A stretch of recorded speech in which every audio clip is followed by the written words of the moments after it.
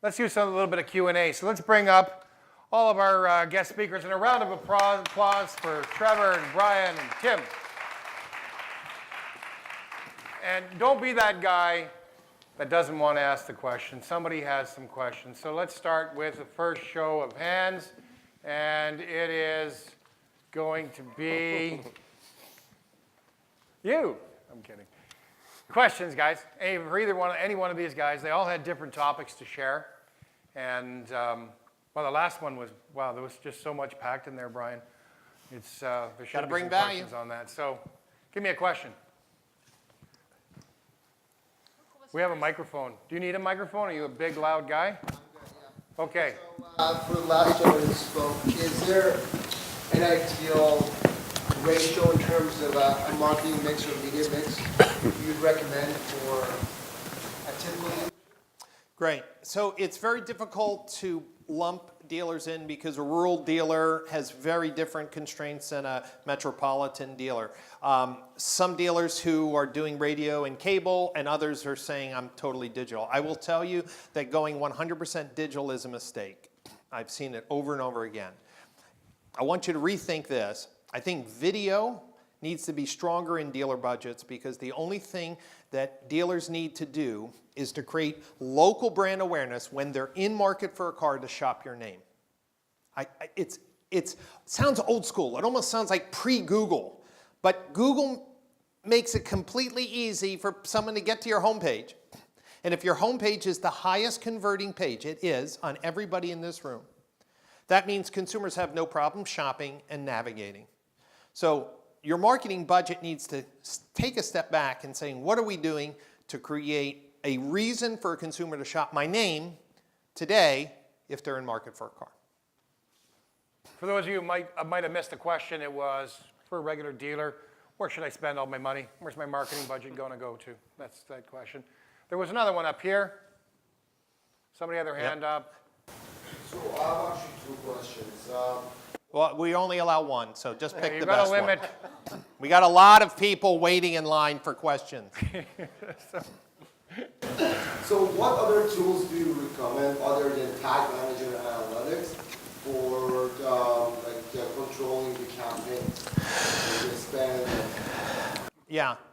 So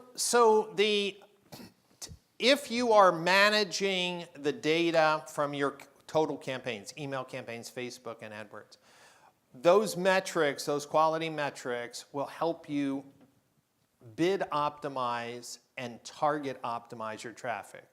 Just because Google said this is an in-market audience, or just because Google says increase your impression share, if the traffic sucks, stop it, right? I mean, it's so simple. So once you measure quality and you have that data in analytics, you could set up calculated metrics like PER and ZEP. You just run every one of your campaigns based on engagement, and that's the best way to optimize the mix and separate what's working from what's not working. You don't need another tool. You just need to get your website GTM tag container completely optimized. And I'd add to that too, Brian. I mean, and I've seen in a lot of cases, some of our partners and some of the dealers within the organization, the frequency of checking and the frequency of understanding that optimization process is far too long, and it's not being done often enough. That's right. And so if you have someone dedicated or you want to be the one that is that dedicated, I mean, check it daily. Understand what went into market and understand how it's performing day to day. Because I think that you can see a lot of variance too, and there's a lot going on in the world, and a massive event can totally trump, no pun intended, what exactly you're doing that day in market. Was that so, like a US joke? I thought everybody would appreciate that one. Didn't even see that. Didn't even see it coming. But yes, frequent optimization. I mean, it's one of the most powerful tools, and it doesn't really cost much if you have a body there that's willing to spend the time. And you had a second question, did you? So I would see the Outsell company, which is a US-based company, Yes. in AI marketing. Any other companies do you guys recommend for Canadian market? They don't have that many NFTs. Great. So there's three companies that are moving away from the single keyword fallacy. They're looking at multiple touch points. So LotLinks, Outsell, Client Command. Those three companies. Now, I know LotLinks is in Canada. I just don't know if client command is. But think about this. Why would you waste an ad dollar on a single keyword when that person may shop for a Silverado, shop for a Ford, shop for a Toyota? But when someone goes Toyota, Toyota, Toyota, do you understand intent is starting to intensify? Start advertising Toyotas this person because they're moving down their decision tree. That's what companies like Client Command and Outsell are doing. Did they open up the email? Did they click on the website? What did they look at? Okay, what keywords were they typing? What ads did they engage in? Model and then determine when to advertise. Very good. Yes, sir. Tim, in your presentation, you had the results of the survey, and the hot buttons to the negative were price issues and haggling, but then the experience side was price negotiation. So it's kind of a balancing act there. Based on the surveys, what was the studies found?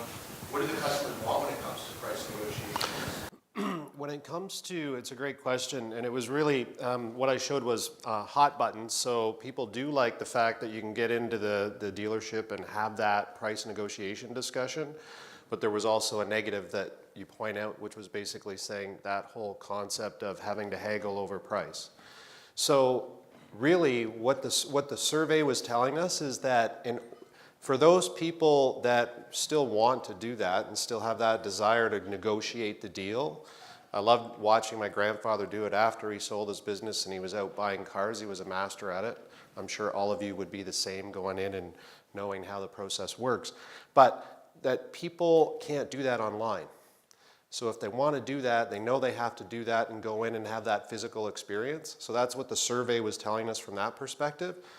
The survey was also telling us that people want price transparency and they want to know what they're getting. So it goes back, Brian made the comment that, you know, if somebody before the internet called you up and asked you for a price and you gave it to them online, you're fired at the end of the day. But really, today, I think you'll start to see more transparency. We've already started to see that as far as what the price is, what the MSRP is. It's online. There's lots of different rebates and cashbacks, but at least you're starting to give more transparency from a pricing perspective, and that's what people are starting to look for. Excellent. One more question. Okay, two more. Hold on, we're going to start with you, young fella. You're a good-looking young chap. Let's get to you. Question to Brian.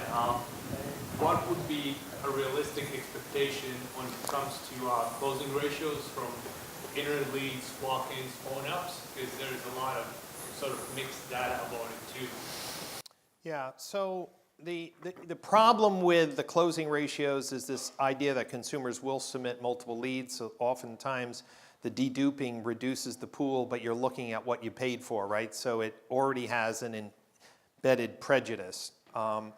I would say that my experience in the States, that you should be closing over 50% of anybody who walks in your showroom, okay? So, but the problem is less than 35% are in the CRM in general. And I work with large dealer groups and I look at the sales and did this person have an appointment? And there's a lot of people who stay anonymous, right? So the lead closing, I want to get away from this concept of lead closing and getting more is what's that customer experience like? So digital retailing tools are providing more upfront, and in exchange the consumer gives more information. Those leads close at 20, 30%, right? I think we just need to shift our mentality is if we want a sustainable back-end growth, if we want a sustainable market share, we're going to have to give a little. We'll be able to take a little, be more collaborative, and that will change our whole, the way we look at phone ups or form ups, because obviously every form lead came in with a different expectation. We're going to start to have more of that data. Awesome. In the spirit of partnership, we at autoTRADER, we brought this together and we bring outside speakers together and we do these events, and we would really appreciate your feedback because all we want to do is get better and share that experience.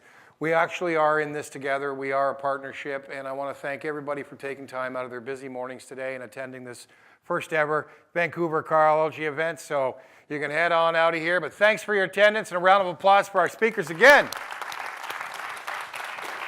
Thanks, everybody.